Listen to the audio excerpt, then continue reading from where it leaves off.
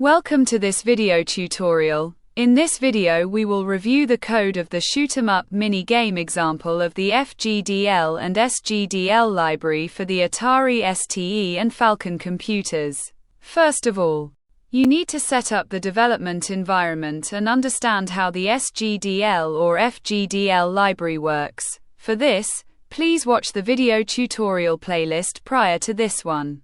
See the links in the description. As always, we will start with the graphics. All the graphics use the same palette, 16 colors for the Atari STe, 256 colors for the Atari Falcon. The color index 0 must be the transparent color for the sprites, here pink. We will create a vertical shoot 'em up mini game to demonstrate the power of the hardware scrolling feature. We create a background of 320 by 512 pixels. The hardware scrolling feature of the Atari doesn't provide a cycling feature as you can find on other hardware like the Mega Drive or the Game Boy. So, as the background will cycle vertically from the bottom to the upper, once we reach the upper part, the background image, we must get back to the bottom. This will create a cut in the graphic continuity. We must ensure that the graphic continuity is the same by replicating for at least one screen height size the same graphics on the upper part and the bottom part, so that the switch between up and bottom will be seamless. Let's get back to the code part. Will we load the background image and sprites? Set up SGDL and the sound system very quickly because you already saw how to do that in the previous video tutorials. Now we will add quite a few sprites so I can demonstrate a problem we can encounter when showing too much sprite on screen using a single screen buffer. We don't forget to restore the background after the VBL for each sprite, in case they move. We will also add a VBL color indicator to show how much CPU time, or screen time, this takes to render.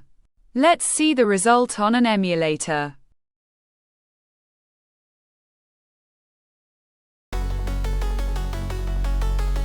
As you can see, rendering many sprites takes time, even using the blitter. And we can see an artifact here. How to explain this artifact?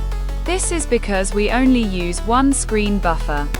The screen buffer shown on your TV monitor is the same buffer where we actually render the sprites and background restoration. And, as this is processing, your TV monitor is showing the same screen buffer at the same time. So as we are synced with the TV refresh using the wait VBL function, once the TV start rendering the screen image, we, on the other end, are also currently drawing our sprites on screen. And as this is occurring on the same screen buffer that the one being shown, this will produce a tearing effect or strange graphic artifacts. We can solve that by using two screen buffers. This is called a double buffering. We will use one screen buffer currently shown on the TV monitor that we don't touch, and one working screen buffer where we are drawing our sprites on for the next frame. Once we are done, we switch each buffer, so that our working buffer become the currently shown screen buffer, and the old screen buffer become our new working buffer. My library supports this by using the flag double buffer in the init function. Let's try to modify this. Now we replace the wait VBL function by the flip screen function, with the parameter true, that indicate to stay in sync with the TV or VBL. But now we have a new problem, as our sprites will be moving over the screen. When we want to restore the background of the previously drawn sprite, we must know the previous X and Y position of our sprite 2 frames before, because we use a double screen buffer. Our current working buffer date back from 2 frames in the past. To simplify this process, we will create a double buffered sprite list, in which we will register each sprite frame and position for each screen buffers, so that when we will need to restore the background on the current working screen buffer, we will simply use the previous sprite list of that buffer and get the correct previous coordinates. We start by writing a very simple structure of the sprite info we need. then some functions for handling this automatically. In our example, we have an init sprite list function that will restore the background using the current sprite list from the current screen double buffering index indicated by the library. Then reset the sprite count. The add sprite to list function will just add a sprite to the current list. The draw sprite list will draw all the sprites registered in the current list from our sprite sheet. Let's modify our example to see if this corrected the graphic glitches.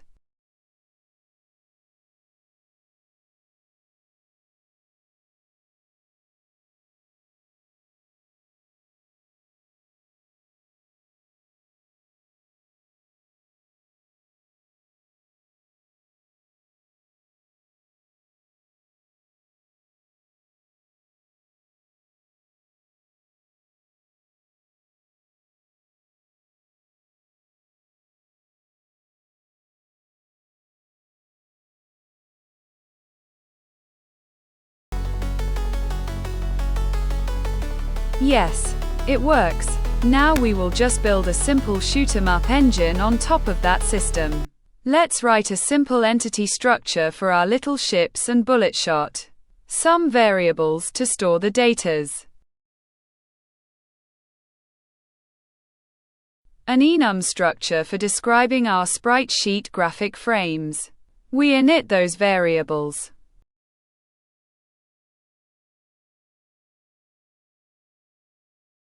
The ship in the center of screen.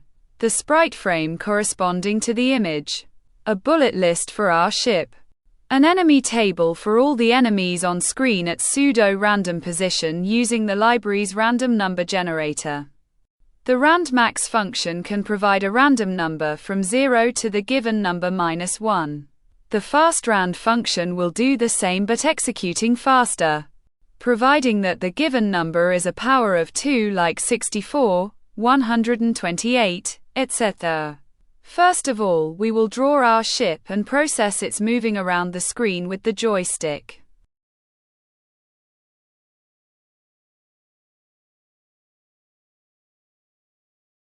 We limit the movement to the border of the screen. We will also scroll the background slowly using a slowdown variable, as our program is so fast that it will run at 50 frames per second. We must slow down some animations. We will add bullet shot on the joystick fire button, finding an empty slot in our bullet list, and register a new bullet sprite. Each bullet will be delayed by some frames to avoid to stick to each other shot bullet. We also add a sound effect for each shot. We will animate those shot bullet going up.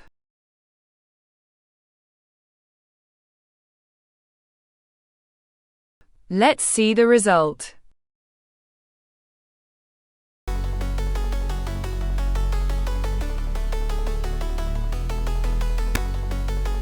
Nice and smooth. Now let's draw our enemies.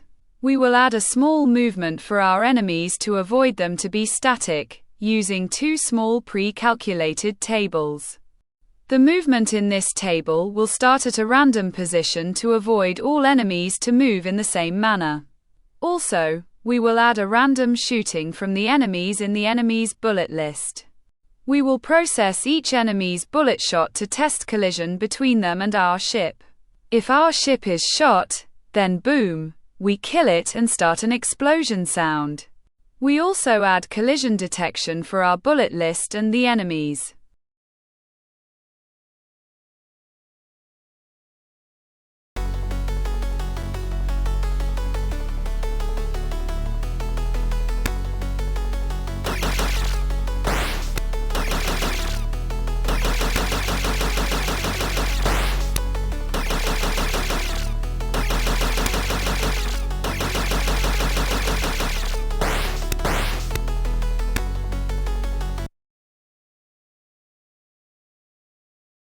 Now to finish, we will add an explosion animation and a game over or winner text. We add a process explosion function to process an explosion animation for any entity structure.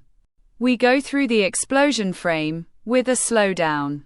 We add the explosion for our ship and our enemies in the collision detection routines.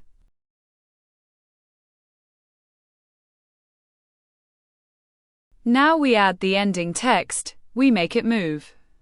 And also we don't forget the background restoration for it because this is not handled by our sprite routines.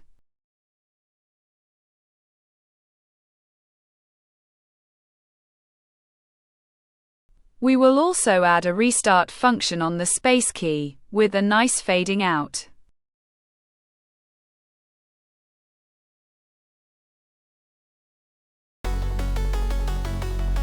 All done.